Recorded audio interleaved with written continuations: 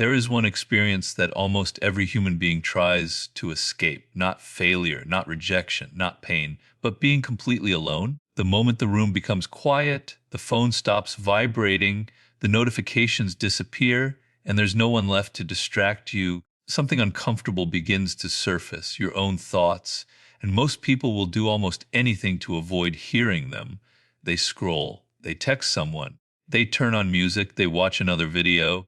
They keep themselves surrounded by noise because silence forces them to confront the one person they've spent their entire lives avoiding, themselves. But here's what history quietly reveals: the people who changed the world were never addicted to constant company. They understood something that most people never discover. Being alone is not a punishment, it's power. Think about it.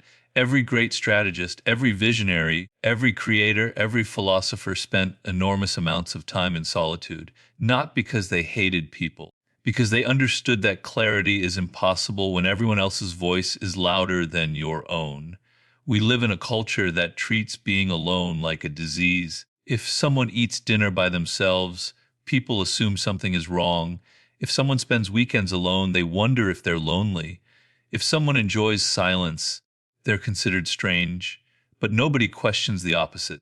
Nobody questions why so many people are terrified of spending even 10 minutes without opening their phone. Nobody questions why people stay in toxic relationships simply because they fear an empty apartment more than an unhealthy partner. Nobody questions why people constantly seek validation from strangers who barely know them, because dependence has become normal and independence has become suspicious. This is exactly why solitude has become one of the rarest forms of power in modern life, because almost nobody possesses it anymore. The strange paradox is that the person who cannot be alone will never truly be free. Think about every decision you've ever regretted. How many were actually yours? How many were influenced by the fear of losing someone? How many jobs did people accept because they wanted approval? How many dreams died because someone laughed? How many relationships continued long after love disappeared because loneliness felt more frightening than unhappiness? Fear of being alone quietly controls millions of lives, not through force, through dependence. Once another person's presence becomes necessary for your emotional stability, they gain power over your decisions. They don't even have to manipulate you intentionally. Your own fear does it for them. This is why emotional independence is so dangerous. Because the moment someone realizes you don't desperately need their approval, your entire relationship with the world changes. You become impossible to control. Robert Greene often points out that power begins with understanding yourself before attempting to understand other people. Most people reverse that process. They study everyone else, they analyze personalities, they learn persuasion, they try reading body language, but they remain complete strangers to themselves. How can you understand human nature if you've never sat quietly with your own? Solitude becomes the laboratory where self-knowledge begins. At first, it's uncomfortable. Actually, it's worse than uncomfortable. It's painful. Because the first thing silence reveals isn't wisdom, it's chaos. The thoughts you've been avoiding, the conversations replaying in your head, the mistakes you never processed, the fears you've buried beneath endless distractions. Most people mistake this discomfort as proof they should avoid being alone. In reality, it's proof they desperately need it. Imagine someone walking into a gym for the first time. Every muscle hurts. Everything feels difficult. Would you conclude exercise is harmful? Of course not. You'd recognize the pain as evidence that weak muscles are finally being used. The same principle applies psychologically. When silence hurts, your mind is finally doing the work it has postponed for years. The strongest people you will ever meet aren't those who never experience loneliness. They're the ones who transformed loneliness into solitude. There's a difference. Loneliness says, I have nobody. Solitude says, I have myself. One is built on absence, the other is built on presence. And that difference changes everything, because once you enjoy your own company, desperation disappears. You stop chasing people who don't respect you. You stop forcing conversations that naturally ended. You stop begging for attention. You stop explaining your worth. Why? Because your emotional survival no longer depends on someone else's acceptance. That's real freedom. Think about the people who seem impossible to manipulate. They're usually calm, patient, difficult to pressure, comfortable walking away. Notice something about them. They rarely appear desperate, and desperation is always visible. You can't hide it. People sense it long before you speak. They hear it in your voice. They see it in your body language. They feel it in your decisions. The person desperate for approval becomes predictable. Predictable people become controllable. But someone who genuinely enjoys being alone possesses something incredibly rare: choice. They can leave. They can wait. They can say no. They can remain silent. And those four abilities intimidate people more than aggression ever could. Silence has always unsettled human beings because silence forces imagination to work. When someone constantly explains themselves, you stop wondering. When someone constantly seeks reassurance, you stop respecting them. When someone constantly talks, you stop listening. But when someone is comfortable with silence, people begin paying attention. Not because silence is magic, because self-control is attractive. Most conversations today are competitions. Everyone is waiting for their turn to speak. Very few are actually listening. The person who can remain quiet without feeling anxious immediately separates themselves from everyone else. They project something words cannot create: composure. And composure is often mistaken for confidence. Sometimes it actually creates confidence, because every moment you resist the urge to seek validation, you're teaching your brain something profound. I don't need immediate approval to feel secure. That lesson compounds over years. Eventually, your emotional center moves. It no longer lives inside other people's opinions. It returns to where it always belonged: inside you. This is why solitude creates strength that cannot be borrowed. Money can disappear, status can vanish, relationships can end. But someone who has learned to enjoy being alone carries stability everywhere they go. They're never emotionally homeless, because home isn't another person. It's their own mind. Unfortunately, modern society profits from the opposite. Every app competes for your attention. Every platform wants your engagement. Every notification interrupts your thinking before it becomes deep enough to change you. Continuous distraction isn't accidental. An uninterrupted mind is difficult to influence. A distracted mind is easy to sell to, easy to manipulate, easy to entertain, easy to control. That's why choosing solitude today isn't simply personal, it's almost rebellious. You're refusing constant stimulation, you're reclaiming attention, you're deciding that your inner world deserves more time than the opinions of strangers. And that's becoming increasingly rare. Here's something fascinating. People often believe confidence comes from successful social interactions. In reality, the deepest confidence often develops before those interactions ever happen. It develops when you repeatedly prove to yourself that your happiness doesn't collapse the moment you're alone. That's a completely different kind of confidence. It's not performance, it's identity, and identity survives circumstances. Imagine two people entering the same room. The first desperately hopes everyone likes them. The second simply hopes to enjoy the conversation. Who appears more relaxed? Who seems more attractive? Who seems more powerful? Ironically, the person who needs the least usually receives the most. Not because life is fair, because emotional independence changes behavior, it changes posture, tone, eye contact, decision making. Everything shifts. People don't consciously think, this person enjoys solitude. They simply feel something different, a quiet certainty, and certainty attracts attention far more than desperation ever will. The truth is, most people are not afraid of being alone. They're afraid of meeting the version of themselves that exists underneath every distraction. Because once you stop running, questions begin appearing. Am I living the life I actually want, or the life that earns approval? Am I pursuing success or applause? Do I genuinely love these people, or do I simply fear losing them? Those questions are uncomfortable, but they're also priceless, because every meaningful transformation begins with honest observation, not motivation, not discipline. Observation. Before you change your life, you must first see it clearly, and clarity rarely arrives in crowds. It arrives in silence. But here's where solitude becomes dangerous. Not dangerous to you, dangerous to everyone who benefits from your dependence. Throughout history, the easiest people to influence have never been the strongest or the weakest. they've been the ones who desperately needed acceptance. Because once someone fears rejection more than they value truth, they become predictable. They stop asking difficult questions.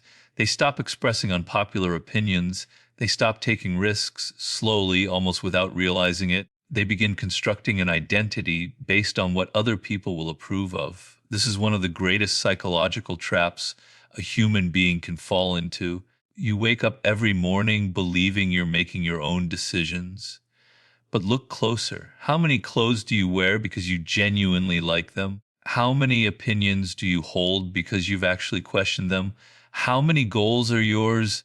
And how many were quietly inherited from people you've spent your entire life trying to impress? The uncomfortable truth is that most people never choose the life they live, they inherit it from parents, friends, social media, culture, the crowd. And crowds have always had one remarkable talent. They make average ideas feel like absolute truth.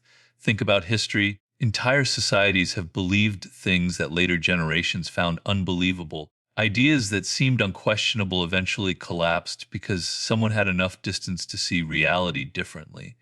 Distance creates perspective. Perspective creates wisdom. This is why nearly every revolutionary thinker spent long periods away from the crowd, not because they were antisocial, because constant agreement suffocates independent thinking. You cannot hear your own voice if everyone else's opinions are echoing inside your mind. That is exactly what happens today. You wake up, and before your own thoughts have even formed, someone else's have already entered your mind. A notification, a headline, a post, a video, a comment. Before breakfast, hundreds of opinions have already competed for space inside your consciousness. Then people wonder why they feel confused. Confusion is inevitable when your mind never belongs to you. Imagine trying to hear a whisper inside a crowded stadium. Impossible. Your intuition works the same way. It doesn't scream, it whispers. But modern life has become one endless stadium of noise, and because silence feels unfamiliar, people mistake it for emptiness. In reality, silence isn't empty. It's crowded, crowded with truths you've been postponing. There is an interesting pattern that repeats throughout human psychology.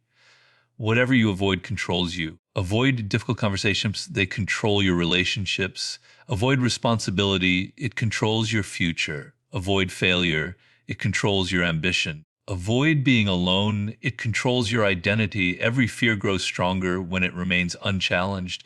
That's why escaping loneliness never solves it. It only postpones it. Imagine someone terrified of water. If they spend 20 years avoiding swimming pools, have they conquered the fear? Of course not. They've strengthened it. The same thing happens psychologically. Every time you run from solitude, you teach your brain a dangerous lesson. Being alone equals danger. Eventually, your mind starts reacting as if silence itself is a threat. You feel anxious the moment your phone battery dies. You instinctively reach for entertainment during every quiet moment. Waiting in line becomes unbearable. Driving without music feels uncomfortable. Even eating alone starts feeling awkward. None of these situations are actually painful. They're simply unfamiliar. And unfamiliarity often disguises itself as fear. Here's something Robert Greene has consistently emphasized throughout his work. Power begins with observation, not action. Observation. Most people cannot observe themselves because they're too busy reacting. Someone insults them, they react. Someone ignores them, they react. Someone praises them, they react. Their emotions become remote controls that everyone else can press.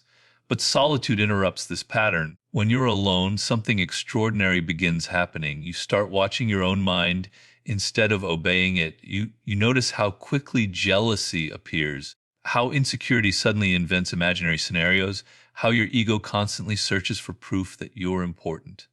At first, this realization can be shocking. You may not like what you discover. You may notice how often you compare yourself to others, how frequently you seek recognition, how much of your confidence depends on external validation. Most people stop here. They become uncomfortable and rush back into distraction. But the people who stay, the people who continue sitting with themselves, eventually experience something remarkable. Awareness slowly replaces illusion. You stop believing every thought simply because it entered your mind. You begin questioning it. Is this actually true, or is this fear talking? Is this desire genuine? Or am I chasing applause? That single habit changes everything, because the greatest prison isn't built from walls. It's built from unconscious thoughts that you mistake for reality. Freedom begins the moment you realize you don't have to obey every emotion. One of the biggest misconceptions about strong people is that they don't feel fear. That's never been true. They feel fear. They simply refuse to let fear become their decision maker. The strongest person in the room is rarely the loudest. It's often the one who can remain calm while everyone else is emotionally reacting. That kind of composure isn't natural, it's trained. And solitude is where that training happens. Think about a soldier.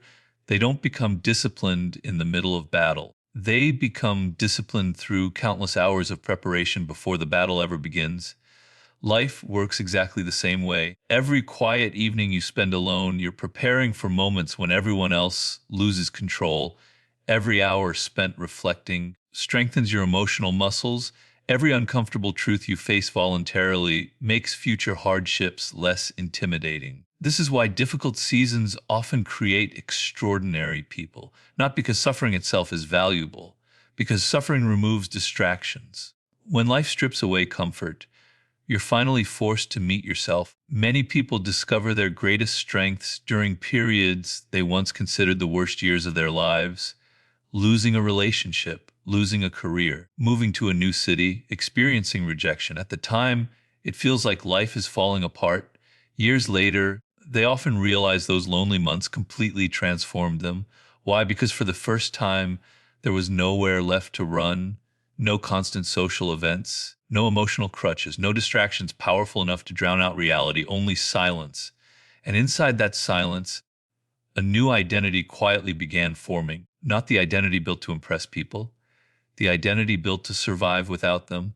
That's the version of yourself nobody can take away. Relationships can end, friendships can fade, your reputation can change overnight, but once you've built a relationship with yourself, no external event can completely destroy your peace. That doesn't mean you'll never feel sadness. It means sadness no longer owns you. There's an enormous difference. The person who depends on external circumstances for inner peace will spend life negotiating with reality. If this person stays dull, I'll be happy. If I get this promotion, I'll finally feel enough. If everyone respects me, then I'll believe in myself. Notice what's happening. Their peace has been outsourced. It's no longer theirs. It's rented from the world, and rented things can always be taken back. Real power begins when your emotional stability becomes internally generated, when your worth is no longer decided by applause, when silence no longer frightens you, when being alone stops feeling like abandonment and starts feeling like freedom. Because once you stop fearing solitude, you also stop fearing loss. And when loss no longer controls you, neither do the people who threaten it. There is something almost unsettling about a person who is completely comfortable being alone. You can't quite explain it. They don't seem desperate to impress anyone. They don't interrupt conversations just to be noticed. They don't panic when people leave. They don't chase, they don't beg, and because they don't desperately seek attention, attention naturally finds them. This is one of the strangest paradoxes of human nature. The harder you try to be important, the less important you appear. The harder you try to make people like you, the less respect you often receive. Why? Because human beings are incredibly sensitive to emotional need. We don't just hear words, we read energy, we notice hesitation, we sense insecurity. Long before someone finishes speaking, we've already formed an impression of how they see themselves. If someone constantly seeks validation, approval, or reassurance, they're quietly communicating one message: I don't believe I'm enough. And if you don't believe it, why should anyone else? This is why solitude is so transformative, not because being alone magically gives you confidence, because it forces you to build confidence from the only place it can truly exist, within yourself. Imagine two buildings standing side by side. The first is held together by hundreds of temporary supports. The second stands entirely on its own foundation. At first glance, they look identical, but the moment pressure arrives, only one remains standing. Human confidence works exactly the same way. Many people appear confident until criticism arrives. until rejection arrives, until someone ignores them. Suddenly, everything collapses. Why? Because their confidence was never internal. It was borrowed from compliments, borrowed from relationships, borrowed from success, borrowed from social approval. The problem with borrowed confidence is simple. The lender can always take it back. True confidence is different. It survives failure. It survives loneliness. It survives embarrassment. Not because those experiences don't hurt, but because they no longer define your identity. That's the gift solitude quietly gives you. It separates your value from other people's opinions. Most people spend their lives trying to improve their image. Very few improve the person behind the image. There's an enormous difference. Image depends on observers. Character exists even when nobody is watching. And solitude always reveals character. When you're completely alone, who are you? Do you still work hard? Do you still keep promises? Do you still pursue excellence? Or do you only become disciplined when someone is looking? That question exposes everything, because discipline motivated by applause isn't discipline. It's performance. Real discipline is invisible. It's choosing growth when nobody will ever know you chose it. That's why solitude becomes such an effective teacher. It removes the audience. Now there's no one left to impress, only yourself. And that's when your real standards appear. Many people confuse popularity with influence. They're not the same thing. Popularity depends on being noticed. Influence depends on being respected. History remembers remarkably few people simply because they were liked. It remembers people whose character remained steady under pressure. Calmness, conviction, self-control. Those qualities don't develop inside crowds. Crowds reward conformity. Solitude rewards authenticity. Think about how rarely people spend uninterrupted time thinking anymore, not consuming, not reacting, thinking, real thinking. The kind that changes your life, the kind that forces you to question your assumptions, the kind that makes you uncomfortable before it makes you wiser. That level of thinking requires silence, because deep thought moves slowly. The modern world moves fast, and speed has become confused with intelligence. People believe that responding instantly makes them knowledgeable.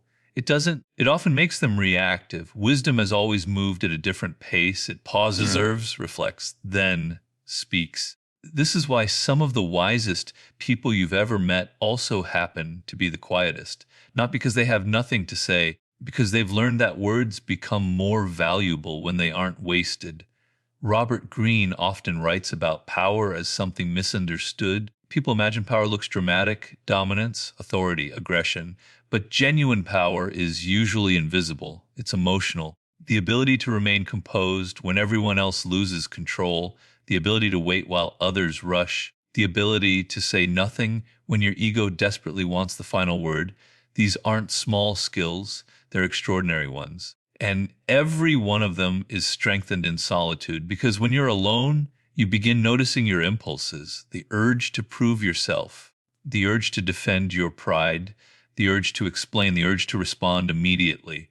Most people obey those impulses without question. They mistake impulse for identity, but they're not the same. Just because you feel something doesn't mean you must act on it. That realization changes your entire relationship with emotions. Imagine anger appearing. Before solitude, anger immediately became words.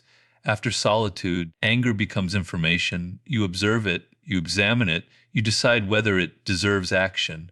The emotion hasn't disappeared. Your relationship with it has. That's maturity, not emotional suppression, emotional mastery. The world desperately needs more people like that, because outrage has become profitable, distraction has become addictive, and impulsiveness has become normal. The person who refuses to participate in emotional chaos immediately becomes uncommon. Think about the strongest people you've known. They rarely panic, they rarely overreact, they rarely make permanent decisions based on temporary emotions. That isn't luck, it's training. Every difficult emotion they learned to sit with made them stronger. Every lonely evening they survived made future uncertainty less frightening.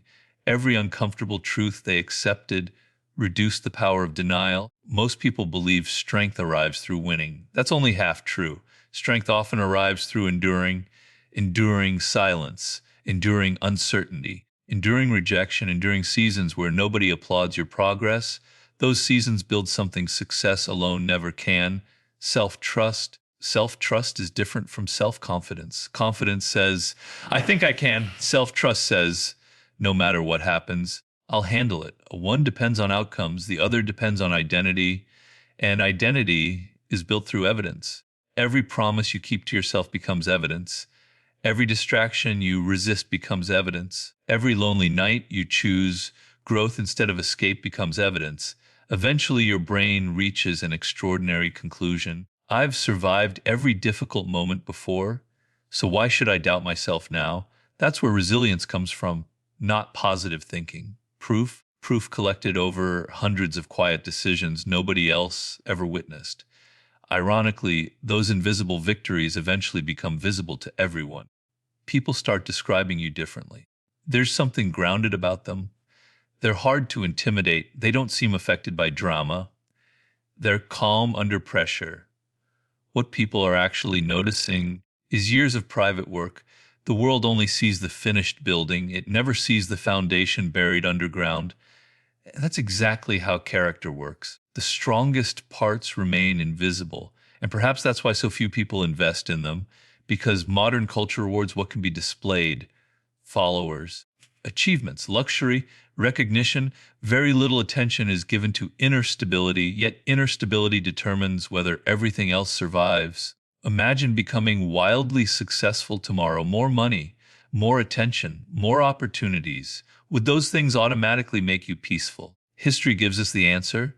Some of the richest people in the world remain anxious. Some of the most famous remain lonely. Some of the most admired secretly hate themselves. External success amplifies who you already are. It doesn't replace inner work. If you cannot sit peacefully in a quiet room today, no amount of success will permanently solve that problem. It will only distract you from it. Sooner or later, life becomes quiet again, and you'll meet yourself exactly where you left off. This is why solitude should never be postponed. It isn't something reserved for retirement or vacations or weekends. It's one of the most important investments you can make in your future, because every minute spent understanding yourself reduces the amount of time you'll spend living someone else's life. Every hour spent strengthening your inner world makes the outer world less capable of shaking you. And slowly, without even realizing it, you become the kind of person whose peace cannot be negotiated, not because life becomes easier, but because you finally become stronger than the noise surrounding you.